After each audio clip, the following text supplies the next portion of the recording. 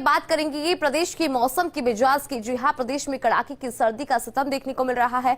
कई जिलों में घना कोहरा देखने को मिल रहा है, तो वहीं कोहरे ने वाहनों की रफ्तार पर ब्रेक लगा दिया। माउंट आबू की अगर बात करें तो देखिए, माउंट आबू में बर्फ जमी हुई नजर आ रही है, गाड़ियों पर बर्फ की चादर नजर आ रही है। हाड़ कपाने वाली सर्दी से लोगों का हाल बेहाल है। आमजन की दिनचर्या में बहुत ज्यादा बदलाव आया है, या फिर यूं कहें कि आमजन की दिनचर्या इससे बहुत ज्यादा प्रभावित हो रही है।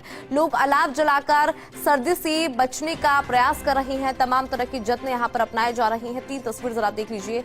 तीनों तस्वीरों में आप समझ पा रहे होंगे कि किस तरह से प्रदेश में सर्दी के तेवर तीखे नजर आ रहे हैं।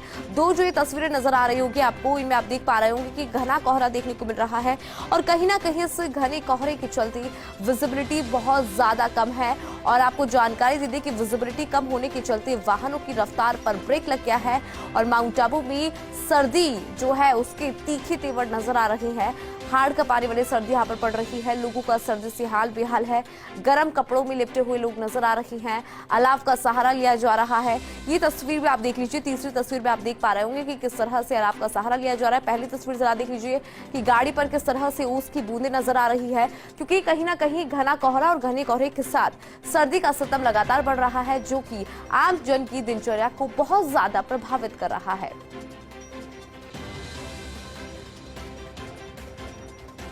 तो देखिए, हाड़ कपाने वाली सर्दी से लोगों का हाल बेहाल। और अगर हम बात करें जैसलमेर की, तो देखिए जैसलमेर में भी घना कोहरा और शीतलहर के आगोश में है धुरारी धरती। भड़ियाना कस्बे में देखिए, आसपास का जो भड़ियाना का आसपास का इलाका है, वहां पर भी घना कोहरा है। चारों तरफ घना कोहरा नजर आ रहा है। विजिबिलिटी बहुत कम है। वाहन चालकों को सबसे ज्यादा परेशानी हो रही है। सर्द हवाओं के चलते सर्दी का 3rd डिग्री टॉर्चर जारी है। शीतलहर के चलते तापमान में लगातार गिरावट दर्ज की जा रही है। आपको बता दें कि तापमान में 8 से 10 डिग्री गिरावट दर्ज हुई है।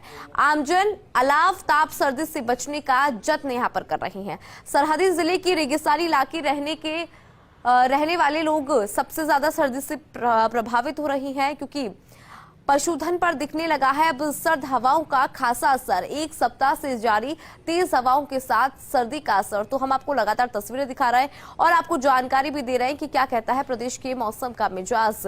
तो देखिए, भड़ियाना की अगर हम बात करें तो भड़ियाना में भी लगातार जो है सर्दी बढ़ती जा रही है।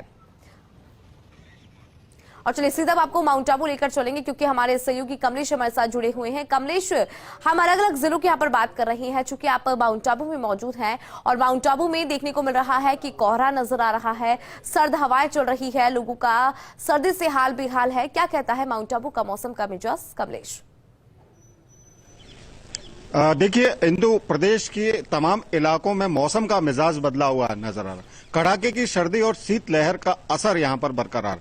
बात करें माउंट आबू की, तो माउंट आबू के अंदर कड़ाके की सर्दी का दौर है, और आज कह सकते हैं कि वर्ष 2024 का सबसे सर्द दिन हो सकता है, क्योंकि तापमापी का पारा करीबन 3 से 4 डिग्री माइनस में। सुंदर तस्वीरें दिखाना चाहूंगा। इस वक्त मैं माउंट आबू के कुमारवाड़ा क्षेत्र में खड़ा हूं। आप देखिए मेरे सामने जो कार खड़ी है, इस कार की छत पर जो ये ओस की बूंदें हैं इंदु, कहीं ना कहीं आप ये देखिए बर्फ में यहाँ पर तब्दील होती हुई नजर आ रही है। ऐसे में कहा जा सकता है कि कड़ाके की सर्दी का दौर जारी है, और इस कड़ाके की सर्दी की वजह से आप देखिए ये जो बर्फ की जो मात्रा है, उससे अंदाजा लगाया जा सकता है कि कड़ाके की सर्दी का असर यहाँ पर कितना है। और ये देखिए, ये तस्वीरें हैं माउंट आबू की, और माउंट आबू में कड़ाके की सर्दी का दौर है, और आज तापमापी का पारा -3 से 4 डिग्री के बीच कहा जा सकता है, क्योंकि कड़ाके की सर्दी है। देखिए, तमाम लोग मेरे साथ यहाँ पर खड़े हैं, उनसे बात भी करने की कोशिश करेंगे कि माउंट आबू में आखिर सर्दी कैसी। मैडम, आप बताइए, सुबह सुबह घर से बाहर निकले, ठंड कैसी है आज? बहुत ज्यादा ठंड हो रही है आज तो। बर्फ बहुत जमी है। बर्फ जमी है, हाँ, ठंड है, बहुत ज्यादा है हो रही है आज तो। आप गाड़ी चलाते हैं, गाड़ी चलाने में किन दिक्कतों का सामना करना पड़ रहा है? ठंड कैसी है? ठंड तो है बहुत है। हाँ। सुबह कैसा रहता नजारा? सुबह का तो बिल्कुल औस रहती है एकदम, और बर्फ जमती है। बर्फ जम रही है।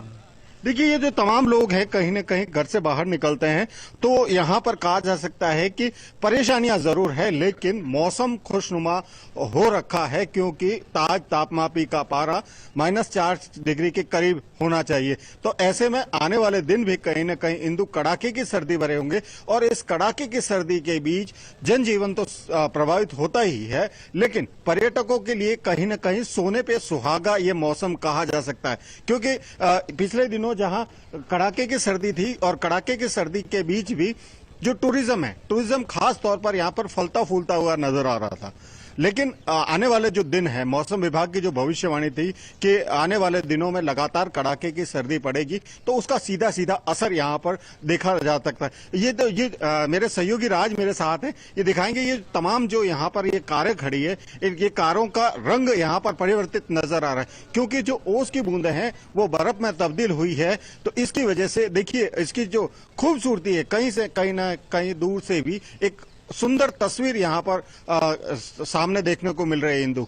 तो कहा जा सकता है कि आज सबसे कड़ाके की सर्दी का दिन है। जी इंदु। बिल्कुल। और कमलेश, जब हम माउंट आबू की बात करते हैं तो टूरिज्म के लिहाज से खास जगह मानी जाती है प्रदेश की माउंट आबू। ऐसे में क्योंकि आप बता रहे हैं कि कड़ाके की सर्दी पड़ रही है और हमने तस्वीर भी देखी कि कैसे उस गाड़ी ने बर्फ की चादर ओढ़ी हुई थी, तो ऐसे में टूरिज्म कैसे से प्रभावित रहने वाला है?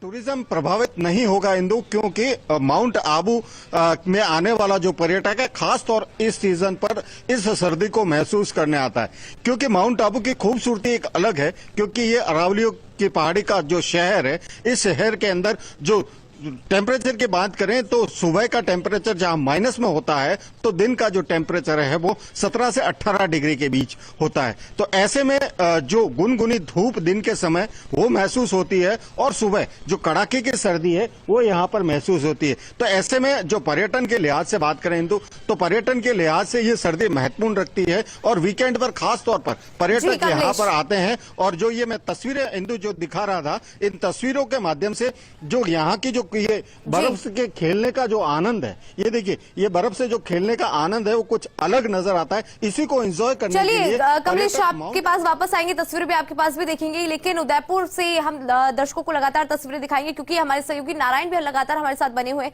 नारायण, देखिए हमने अभी माउंट आबू की बात की कि कैसा है वहां पे मौसम का मिजाज। अगर झीलों की नगरी की बात करें, उदयपुर की बात करें, तो क्या कहता है उदयपुर के मौसम का मिजाज? तस्वीर भी जरा दर्शकों तक पहुंचाए।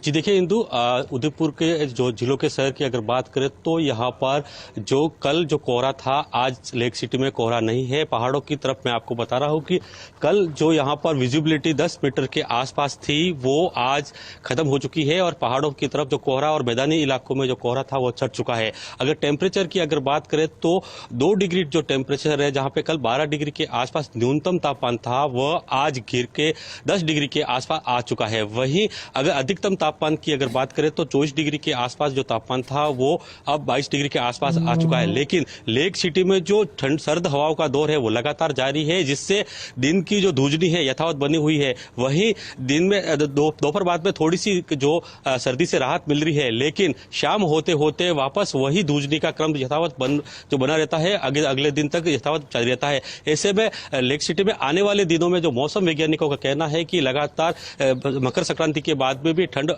पड़ने की संभावना है। ऐसे में अगर बात करें तो फसलों की अगर बात करें तो यहाँ पर अभी जो किसानों के लिए एक मावट की जरूरत है, क्योंकि अब गेहूं की फसल जब बड़ी होने लगी है तो इनको एक पानी की जरूरत है, एक पान की जो जरूरत होती है जिसको पिलाई की कहते हैं, उसको जरूरत होती है। ऐसे में जो एक मावट यदि हो जाता है तो किसानों के लिए फसलें संजीवनी पैदा होती है।